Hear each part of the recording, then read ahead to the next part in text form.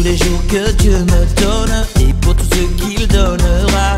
Je chanterai pour que résonne dans ma louange un chant de joie. Pour la vie, pour la beauté de ce que Dieu a fait, tant de vérité, et pour m'avoir pardonné. Pour tous les jours que Dieu me donne et pour tout ce qu'il donnera, je chanterai pour que résonne dans ma louange un chant de joie.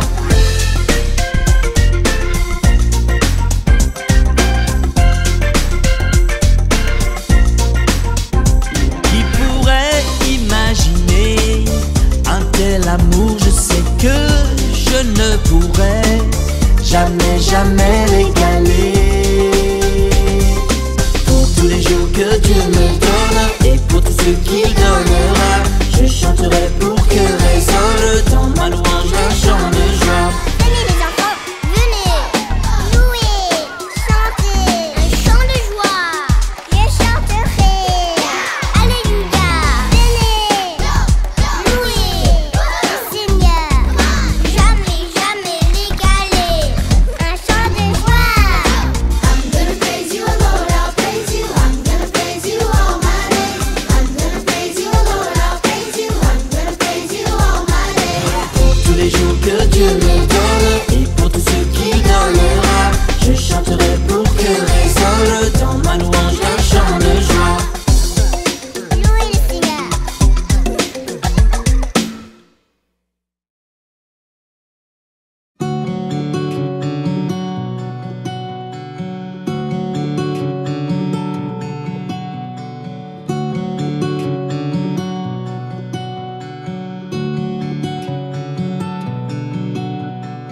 Ce n'est pas parce qu'on ne te les dit pas, ce n'est pas parce qu'on ne t'a jamais dit.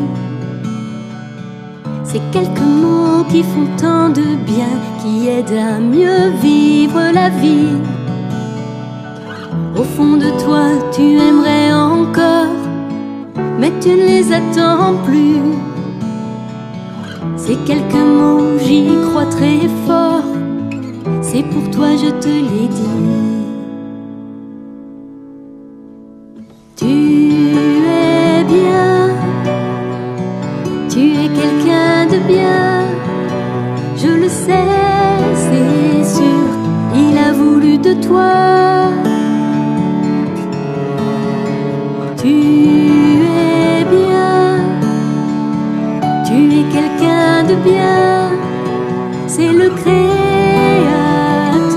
qui t'a voulu toi. Ce n'est pas parce qu'on t'en a dit souvent, ce n'est pas parce qu'on t'en a trop dit.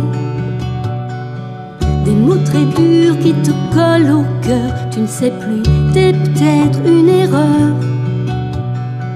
Jamais tu ne fais comme il faut, pas assez bien, t'es sûr. T'aimerais t'en compter pour quelqu'un, t'aimerais qu'on te rassure.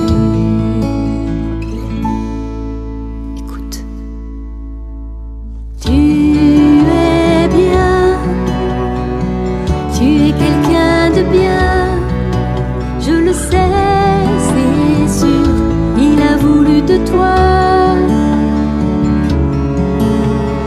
Tu es bien, tu es quelqu'un de bien, c'est le Créateur qui t'a voulu toi. C'est le Créateur.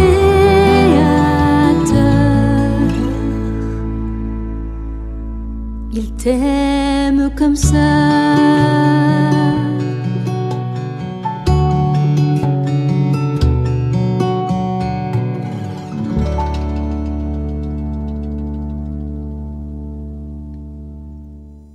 Coucou les petits loups, bienvenue dans notre école du dimanche en ligne. J'espère que vous allez tous bien. Mais avant de commencer, voici un message spécial rien que pour vous. Bonjour, moi c'est Maëlys et moi c'est Mélina. Nous espérons que vous allez bien car pendant le confinement, nous n'avons pas pu aller à l'église. Nous vous encourageons d'être toujours motivés et de continuer à lire la Bible. Au revoir. Merci les filles. Aujourd'hui, nous allons voir que Jésus est venu accorder la liberté aux opprimés. C'est quoi un opprimé? Un opprimé, c'est quelqu'un qui ne peut pas se défendre ou qui souffre à cause de fardeaux trop lourds à porter. C'est une victime qui souffre injustement. Et souvent, ou parfois ou souvent, il est difficile pour elle de trouver quelqu'un qui peut l'écouter, la comprendre, la consoler ou l'aider. Un enfant peut se trouver dans cette situation lorsqu'il est harcelé à l'école, lorsqu'il est maltraité dans sa famille, lorsqu'il est rejeté à cause de sa différence, que ce soit un handicap, ses origines, sa religion, etc. Lorsque Jésus a dit « Dieu m'a envoyé afin que je renvoie libres les opprimés », cela veut dire qu'il les conduit au loin, il les amène au large.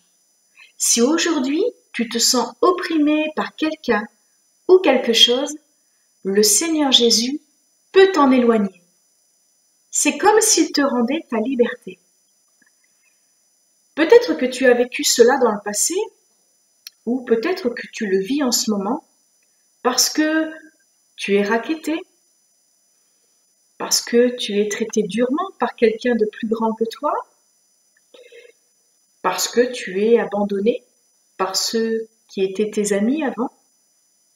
Tu es aussi peut-être tabassé injustement, humilié de différentes manières.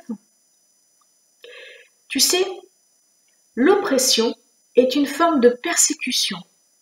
Et en règle générale, les personnes persécutées comme toi sont rejetées d'un groupe à cause de leurs différences.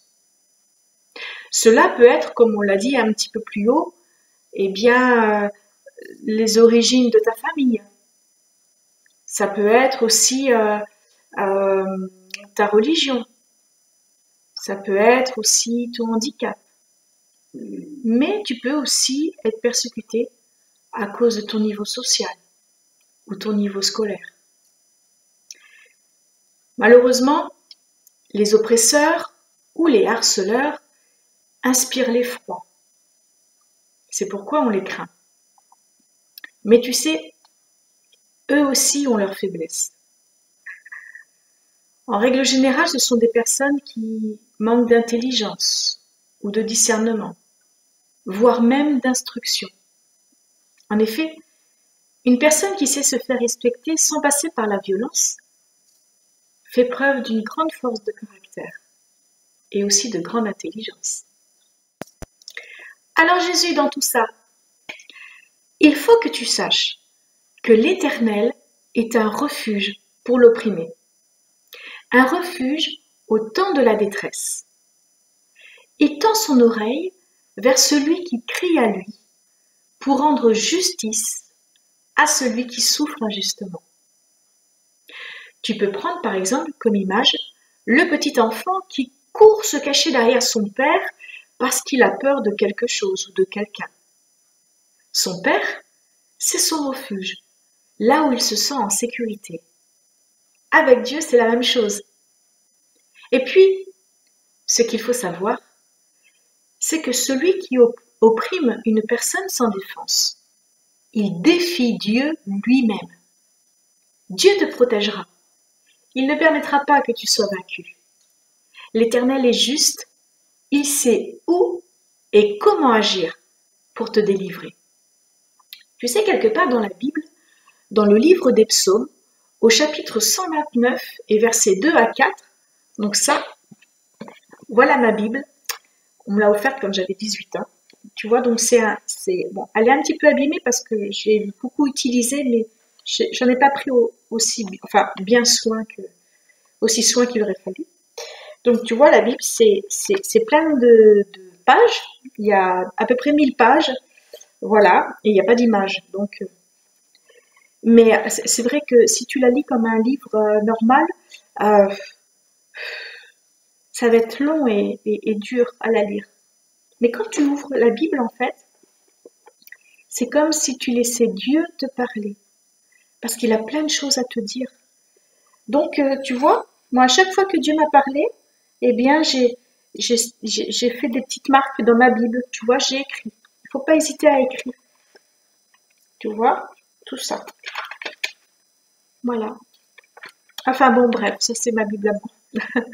Et donc, dans la Bible, au chapitre 129, et versets 2 à 4, il est écrit « Ils m'ont assez opprimé dès ma jeunesse, mais ils ne m'ont pas vaincu.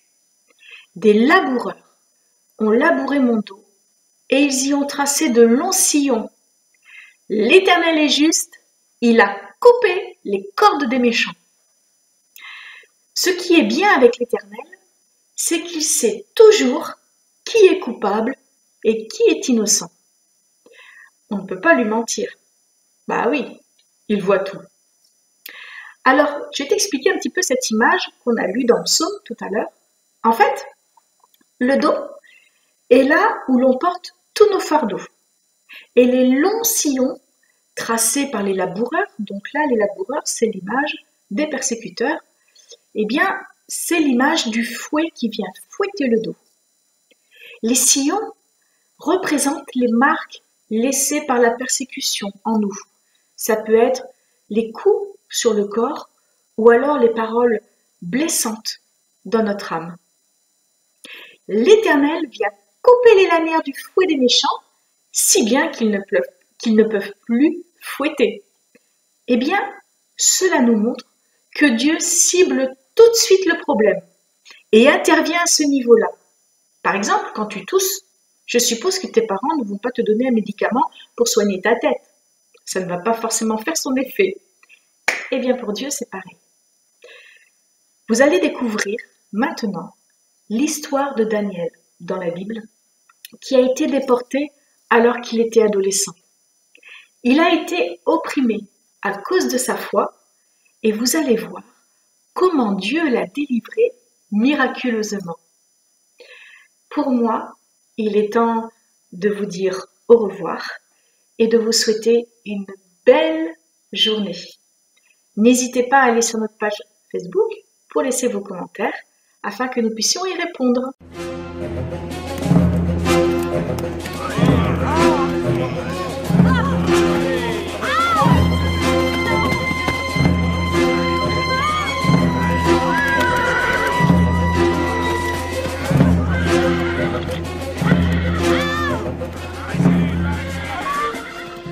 Oh père, les soldats arrivent.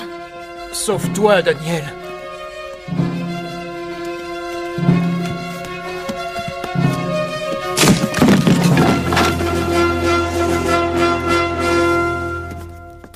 Voilà le genre de garçon que le roi recherche.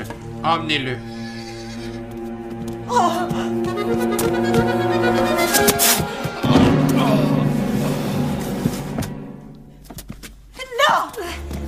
Daniel!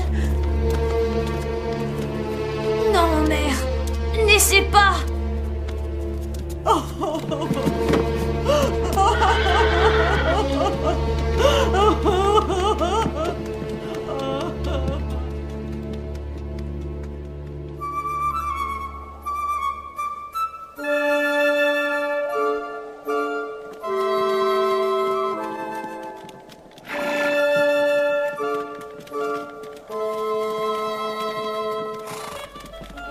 Ne t'en fais pas, Nanaya.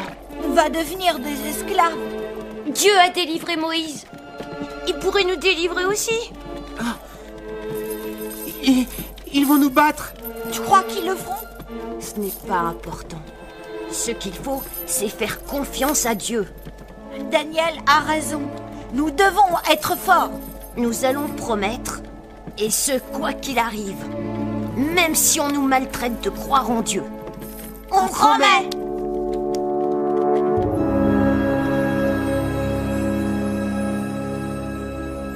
C'est vraiment pour nous? Oui, maintenant mangez. Un tailleur va venir s'occuper de vos vêtements. Ça veut dire qu'on n'est pas des esclaves? Vous devriez. On se tait, Rahab.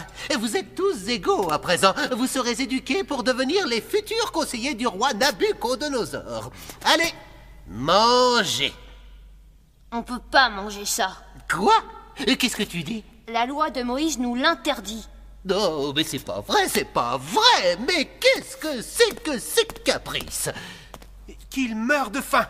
Quoi? Mais tu es complètement fou. Tu veux ma mort? Nous voulons notre nourriture habituelle. Apportez-nous des céréales, des graines, des légumes frais. Dans 10 jours, vous pourrez nous comparer à eux. Et vous direz qui sont les plus forts, je le promets. Prépare ton enterrement, Melzar. 10 jours. C'est entendu. 10 jours. Tu es responsable des garçons juifs et d'un groupe de notre belle jeunesse babylonienne. Je voudrais vous signaler que... Tu voudrais, mais je n'ai pas le temps. Recule-toi.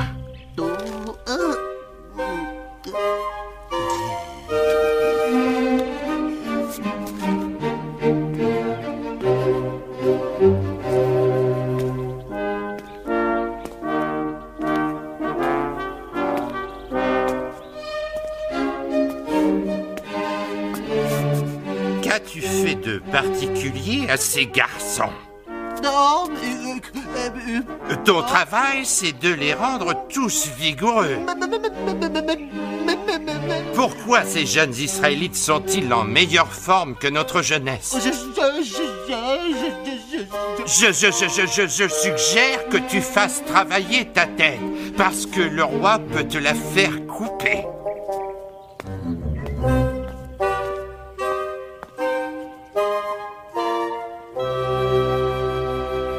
Remarquable. Il a fallu des années à mes sages pour apprendre ces choses-là. Et voilà que tous les 4 les récitent par cœur, comme un conte pour enfants. Remarquable. Ashpenaz, je les veux dans mon conseil. Ils n'ont que 14 ans, Majesté. J'ai dit... Vous faites maintenant partie du grand conseil du roi Nabuchodonosor. À compter de ce jour, on vous appellera par ces noms. Shadrach, Meshach, Abednego et Balthazar. Ces 4 jeunes gens sont la preuve qu'il n'y a que nous, les Babyloniens, pour réussir ce que nous avons décidé. La preuve vivante! Permettez, Majesté, nous préférons pour cela remercier le Dieu d'Israël. Car c'est lui qui nous a rendus vigoureux et nous a accordé la sagesse. Je vous conseille d'apprendre à me servir moi seul.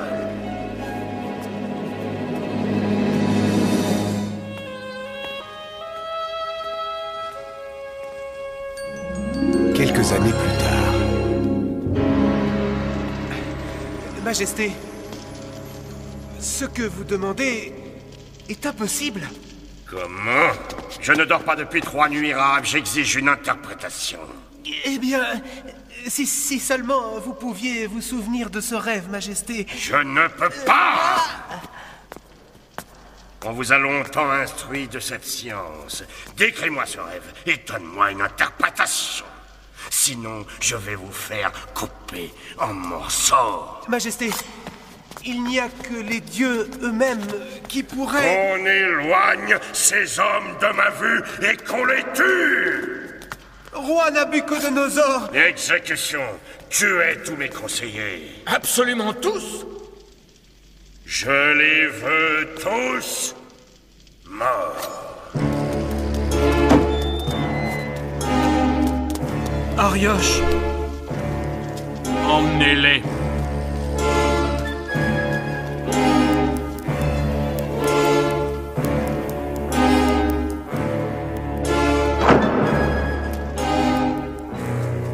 Les a-t-on tous tués? Non, Majesté. Un de tes conseillers de Jérusalem, Daniel, dit qu'il peut interpréter tes rêves. Il a demandé que tu lui accordes une audience et que les autres soient épargnés. Un jour? C'est tout ce qu'il nous accorde? Ne perdons pas la foi. Une journée suffira.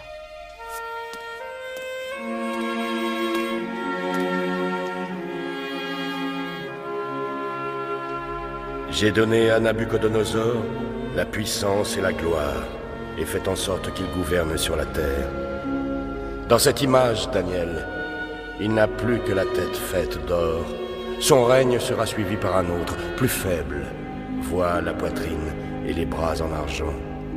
D'autres règnes suivront, faits d'airain, de fer et d'argile. Durant le règne de ces rois-là, le Dieu du ciel préparera un autre royaume, comme un rocher qui se détache de la montagne et explose. Il réduira les autres royaumes en pièces.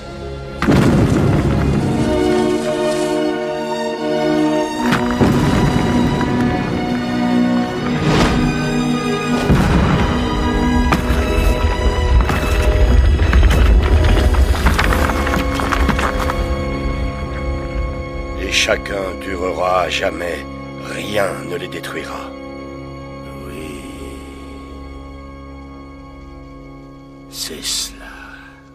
C'est exactement cela, mon rêve. Une fois de plus, tu t'es montré plus perspicace que les autres. Qu'on les libère, libérez-les tous.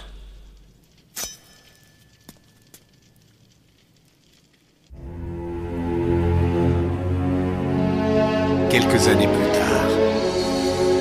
Ainsi, c'est la vérité. Ils ne veulent toujours pas s'incliner devant nos dieux. Allez à genoux, c'est un ordre, et vénérez maintenant cette statue d'or, sinon vous serez brûlés par les flammes. Oh, Nabucodonosor, combien de fois notre Dieu ne t'a-t-il pas prouvé sa puissance? Et pourtant tu persistes dans ton erreur. Écoutez-le. Il traite notre culte divin d'erreur. Quel est donc ce Dieu qui vous délivrera de mon pouvoir? Notre Dieu, celui que nous servons, viendra pour nous délivrer, même s'il ne le fait pas. Sache que jamais nous ne célébrerons votre culte et adorerons cette statue ridicule. C'est la dernière fois que vous vous moquez de moi. Jetez-les dedans, que le feu soit 7 fois plus chaud. Ensuite, jetez-les dedans.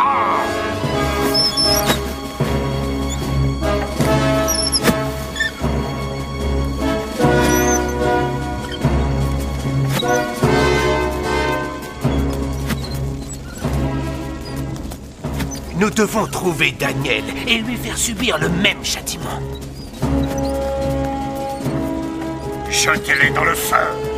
C'est trop chaud, roi Nabucodonosor. On ne peut pas l'ouvrir. Jetez-les dans le feu.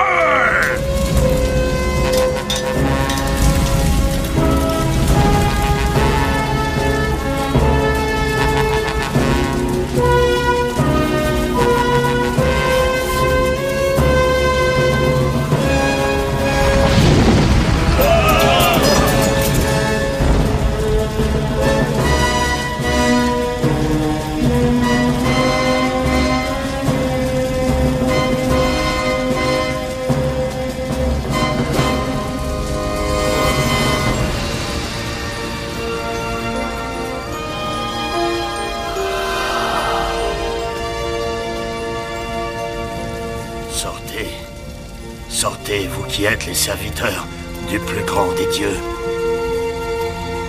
Que soit béni le Dieu d'Israël.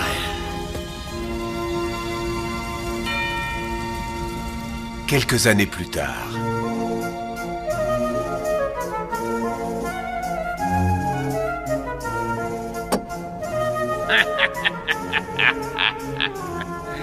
Saviez-vous que Nabucodonosor avait dérobé ses coupes dans des temples juifs? C'était un grand guerrier de son temps. Cependant, avant de mourir, il a dit une chose étrange. Il a dit, Belshazzar, tu honoreras le Dieu d'Israël.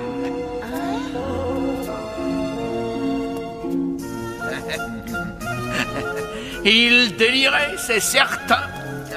Voilà, mon Dieu, l'or, le seul pouvoir qui dure. Rendons hommage au Dieu or.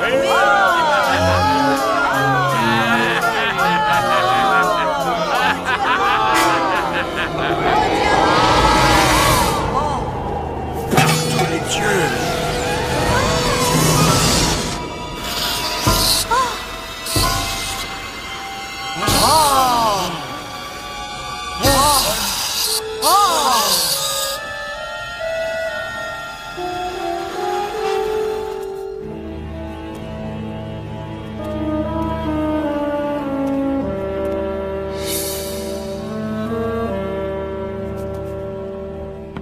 Entrez. Bienvenue, ô reine. Es-tu Daniel, celui qui interprète et qui a servi le roi Nabucodonosor? Oui, c'est moi. Mon époux a besoin de toi. Son conseil des sages n'y comprend rien.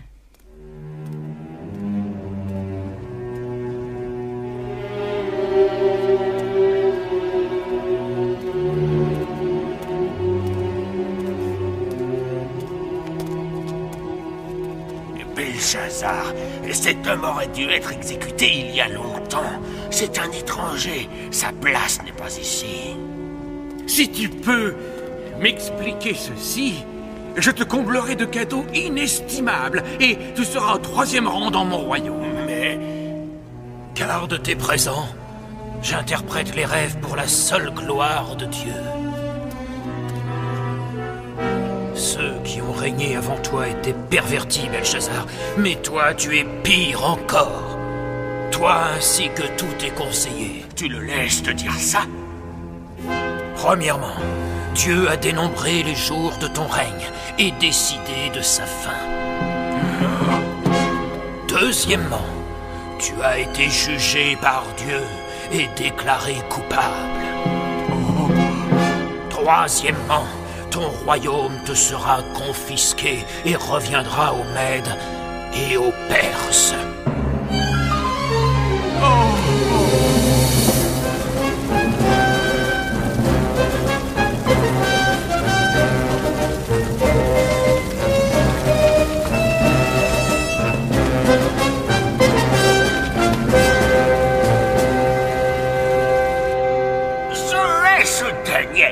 Je le déteste.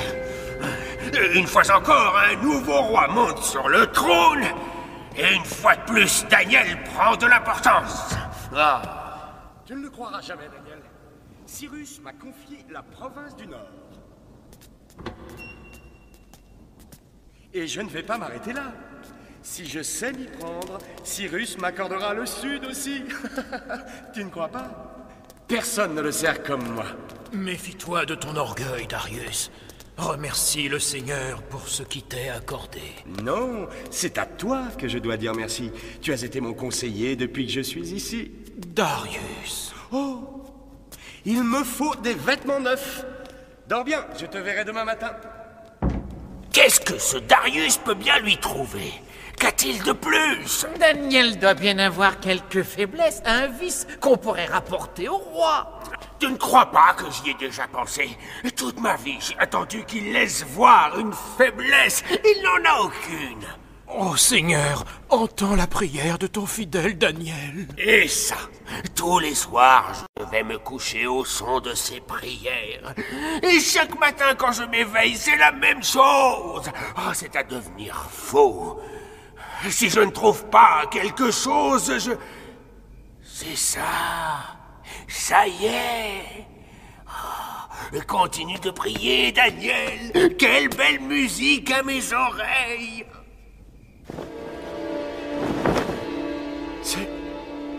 C'est magnifique. Les dieux ont des statues qui les représentent. Tu es aussi grand que le plus grand de nos dieux. Pourquoi n'aurais-tu pas toi aussi ta statue? Aussi grand qu'un dieu? Non, non, je ne suis qu'un simple mortel. Tes conseils ne sont pas de cet avis. Nous avons tenu conseil et nous te prions de parapher ce décret royal.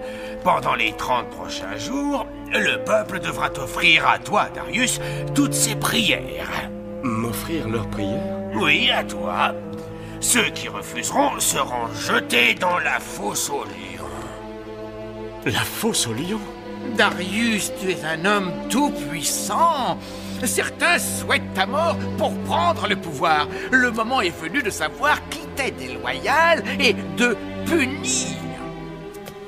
Est-ce que Daniel en est informé? Darius, Daniel te vénère plus que nous-mêmes. Qu'il en soit ainsi. Non, tu dois apposer ton cachet avec la bague. Tu dois rendre ce décret irrévocable. Fais savoir au peuple que tu es un homme intraitable. Oui, tu as raison. Voilà, c'est fait. Fais des copies. Affiche-les dans tous les quartiers. Et aie pitié de l'homme qui mettra son Dieu au-dessus de moi.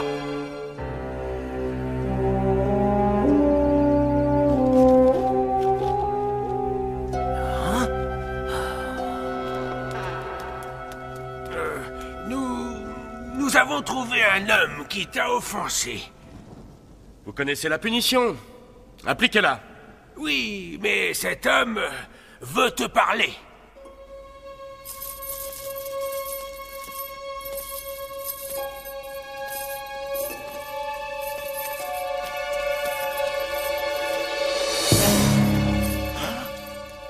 Daniel!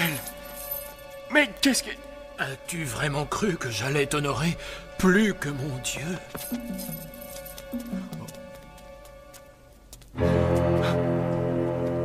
Alors tu m'as dupé?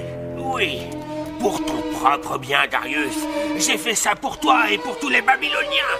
Je vais déchirer ce décret. Eh oui, mais ça ne changera plus rien. Même toi, tu es lié par la loi des Mèdes et des Perses.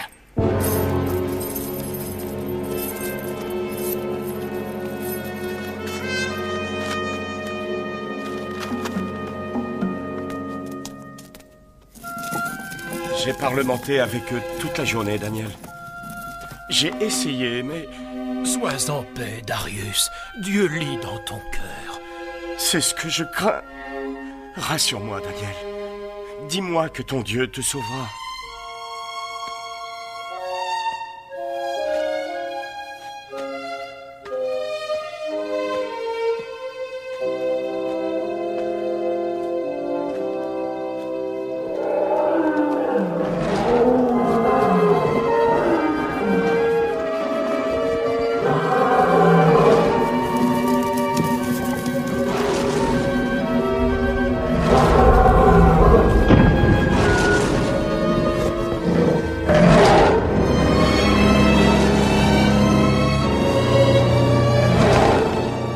Le signal, roi Darius.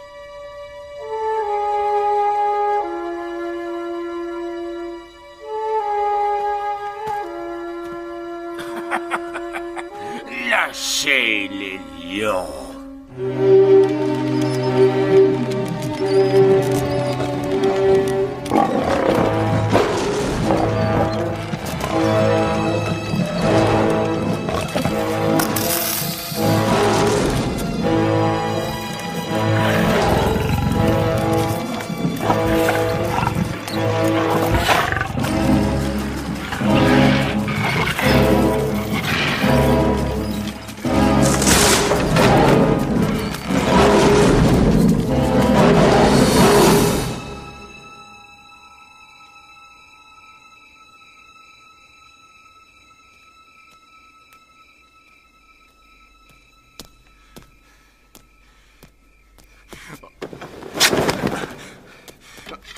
Oh.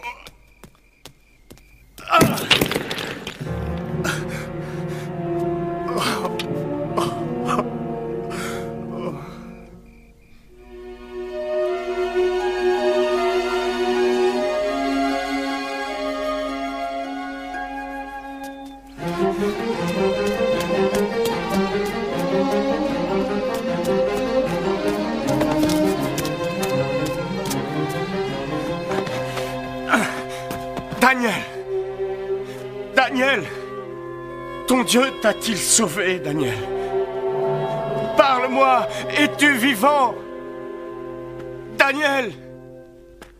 Je suis vivant, Darius. Mon Dieu a eu pitié de moi.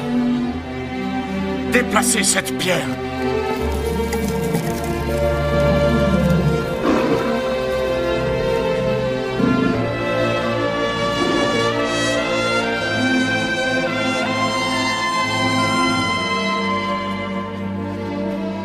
Oh, pardonne-moi, Daniel. Tu es pardonné. Emparez-vous d'eux! Vous avez faussement accusé un prophète de Dieu!